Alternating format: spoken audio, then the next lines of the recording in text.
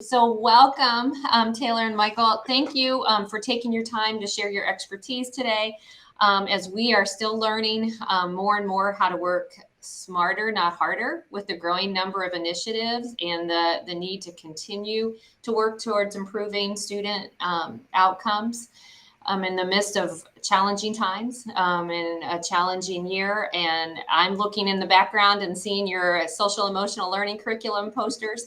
But we really want to learn how you're connecting the dots between your initiatives, which is right now your PBIS framework, your care team that you've had in place for many, many years, and your social emotional learning. So share with us what you've learned and what you're doing. Hi, I'm Taylor White. I'm the kindergarten through second grade counselor here at Walker Elementary. And I'm Mike Craholi. I'm the associate principal here at Walker Elementary. So Taylor, I'll start. Is that all right? Taylor and I came into the district 2 years ago, brand new. We were both at different districts with dabbling in PBIS. When we kind of came together, it just kind of blossomed. We both have a passion for PBIS and helping kids grow in a positive way. And I think that this has worked so far because of the partnership between the administrative side and our guidance counselors. We have 2 guidance counselors here that we've all kind of bought into the same vision on what we need to do for our kids. We each have our own roles, and Taylor, even though she doesn't want to admit she's in charge, she really is the one that is leading the charge. And she tells me what to do, and I gotta just do it and try to get other people to buy into it. But yeah, it's really helpful having an admin on your team. 1000%. I don't think we could do it without Mike. One of the things we really started with for PBIS is we looked at the TFI, and that's what we based off of what we needed to build. And then when we were building our matrix, we knew that we wanted to do the zones of regulation. So we have that language within our matrix. So under optimistic, that's one of our expectations for every area. We encourage students to aim for the green zone. So tying that in from the start, I think helps build buy-in because we have multiple frameworks that we're using to kind of support each other. We're starting tier 2 right now. So this is really how we're starting to tie care team into it right now, is using our decision-making rules and coming up with those. We're looking at, different things that we want to look at for identifying students that need tier 2 supports. And one of them that we decided was if there was a care team referral throughout the school year, that's current school year, then we would have that as one of the criteria for looking at students who might need that support, whether it was they were referred for social, emotional, a behavior incident, even family needs, just knowing that there might be something more going on at home. We wanted to have that data to support that when we're looking at those students. The big thing with the care team is that we have finally made the move of care team specifically being focused on kids and families. Academics are out of it, and now even behavior is starting to come out of it because of the work that we're doing in tier 2 PBIS. So it's kind of like a three sections. We have the IAT process for academics, we have the PBIS tier 2 for behaviors, and then we have care team that is mostly, for families and kids' basic needs. But all 3 pieces kind of come together. But everybody knows that there's a specific focus for each of those areas. And the nice thing about each of those areas is our care team is everybody that's on our care team is also in our tier 2 behavioral assistant meetings. And then some of us that are on care team are in the intervention assistant team process also.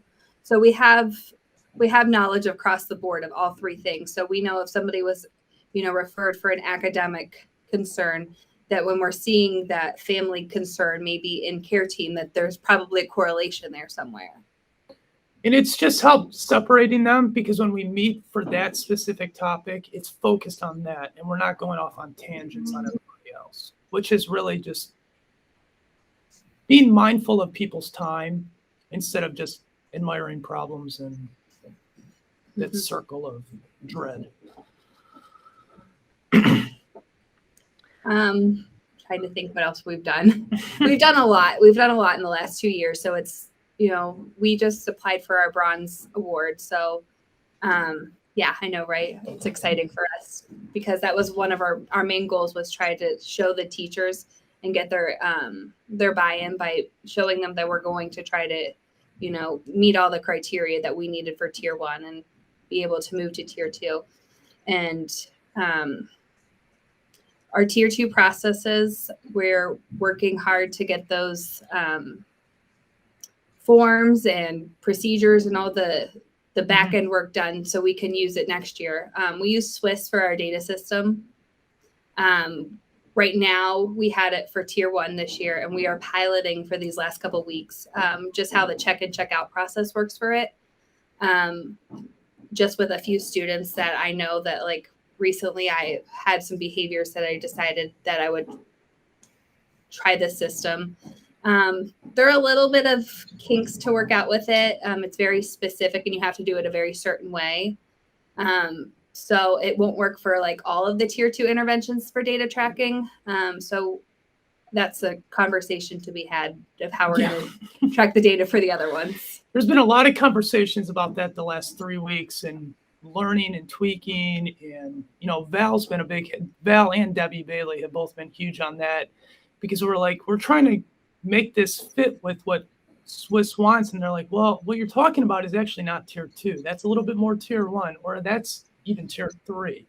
So even though we think we have an understanding of what tier 2 is, we don't always have it. And that's why, we're using our resources to really help guide what direction we need to go in. It's been eye-opening. Swiss has been, the PBIS Swiss system has been really beneficial to us in the sense of there's a reason for why we're collecting data. The first half of this school year, our weekly focus lessons for PBIS have just been kind of rotating through the different areas in our matrix. But after we collected that data for half the year, we adjusted those weekly focus areas to reflect what our data is telling us. So even going into next year, we have a whole year of data that, at the beginning of the year, we're going to focus on our boot camps in all the areas, but it won't have to be for such a long period of time. We'll be able to get more into the specific areas that we're seeing. I think I'm sorry. No, go ahead. I think one of the cool things too is we're moving into a new building next year. So we have a blank canvas of how we can, roll out PBIS too. So we have a lot of designs that are going to be on the wall that are going to be like permanent. So PBS isn't going anywhere. Teachers know that it's something that's here to stay. So. We have a PBIS newsletter that goes to the staff every week. And it covers a lot of different things. It has reminders of spirit days and student events that have to deal with PBIS. Taylor and Tyler, our other counselor, have a section, the counselor's corner, where they talk about sensory rooms, sensory corner stuff, different resources that teachers could use. I have a staff PBIS thing on there that we do specifically geared towards staff taking care of themselves.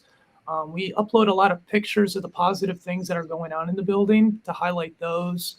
And that's a consistent weekly thing that mostly her and I work on. Some teachers read it religiously and others just brush it off, but there's never a question of where they can find all the resources because it's in their face every week. Yeah, speaking of the reset areas, I'm using some of the trauma resiliency things that we learned, and we're building reset areas in the classroom. So each week I have different, our director of student services is buying some stuff for our classrooms. And each week when she has something delivered, I make a video and I send it out to the teachers and they can show that to their class. We introduce one item a week. That way they weren't overloaded with stuff at the beginning of the year. And then we'll continue that next year. We started that, I think, around the end of February. Somewhere around that. Go ahead. Oh, well, and I don't want to take you off, but in the midst of this challenging year, my curiosity would be, with all that you've put into place, do you think you're seeing a decrease in referrals to care team or not based on what you're doing around the trauma, the social emotional, the PBIS expectations? Reflecting on our care team referrals, I think they're a lot more of them are family need based. I don't think we're seeing as much social emotional.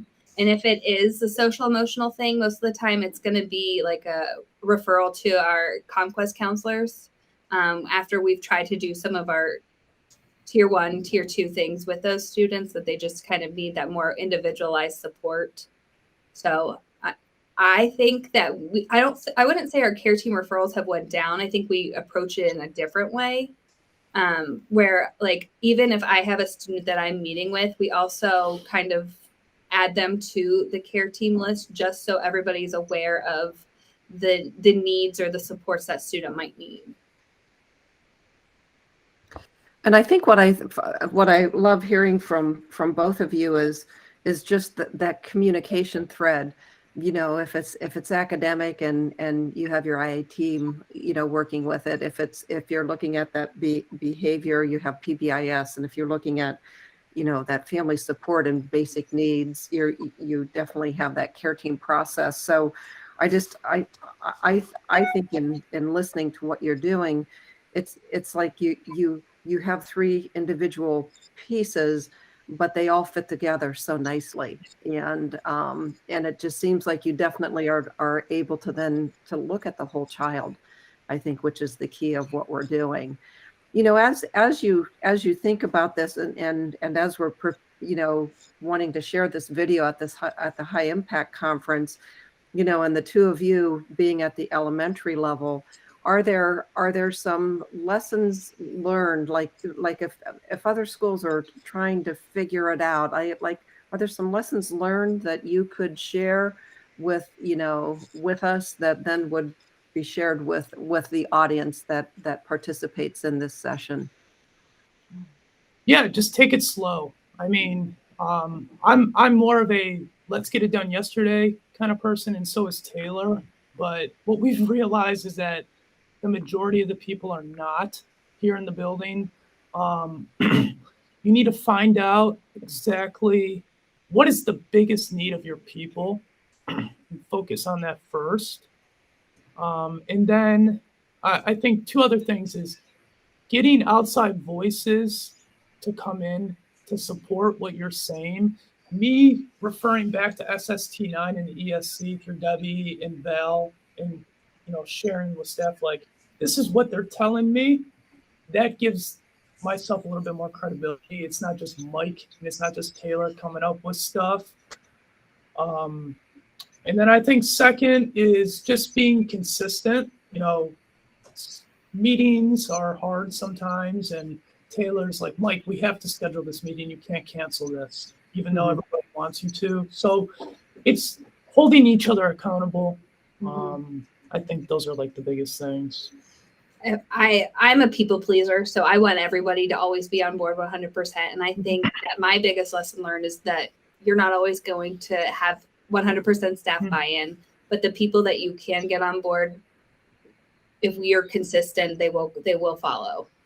We sent out surveys, and like some of the stuff that they write is just so irritating. And I'm so angry. Like, we had one this morning. I was about ready to lose. Like, I was in the lava red zone of zones of regulation when I came out of this.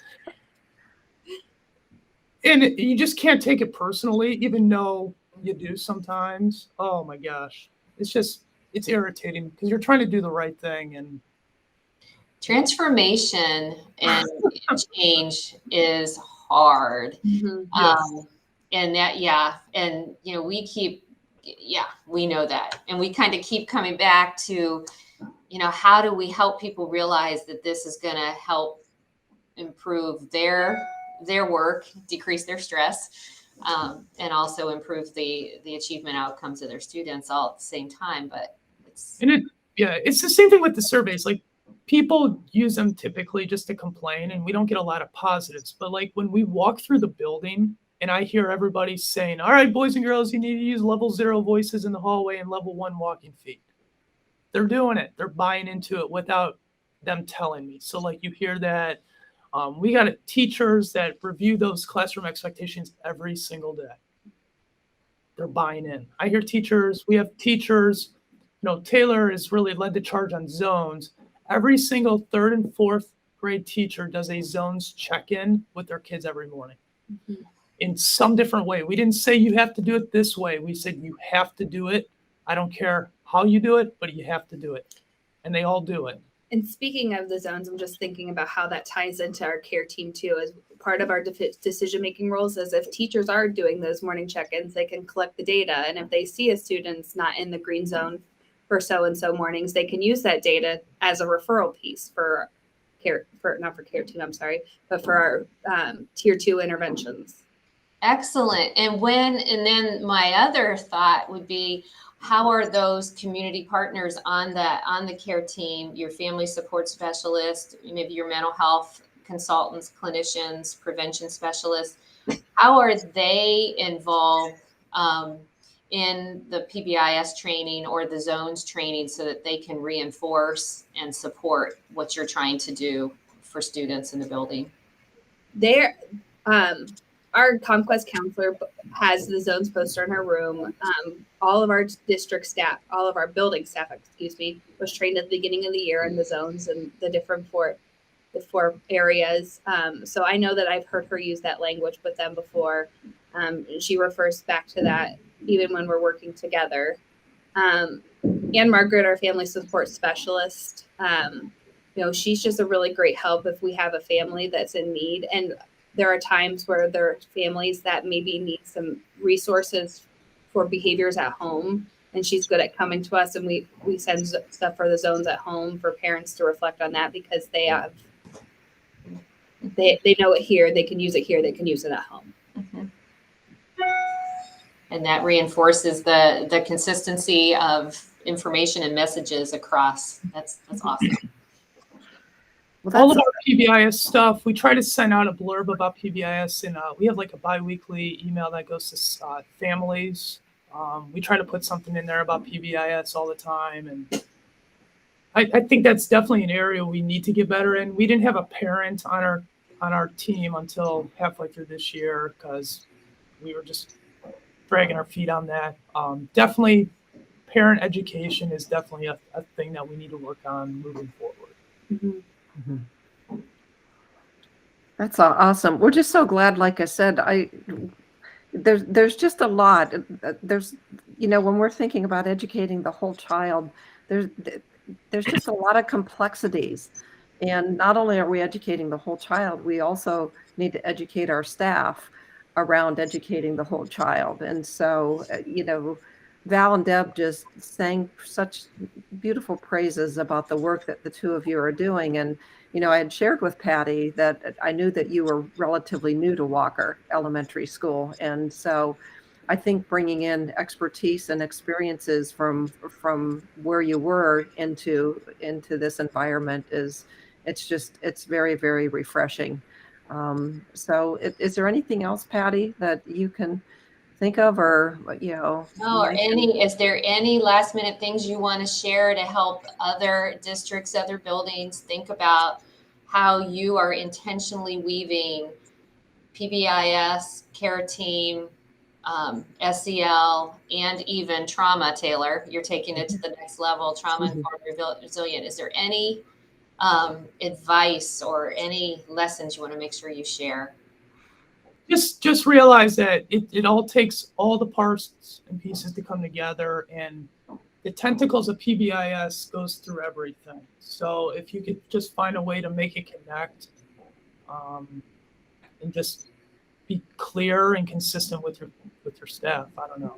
I guess knowing that PBIS is a framework, that's what they always say. So it's a framework. It's not, and you build it to what you want it to be. So you can make it work how you want it to work. You can weave it and move it however you want it to be. Mm-hmm. Excellent. That's the beauty. Yep. That's the beauty.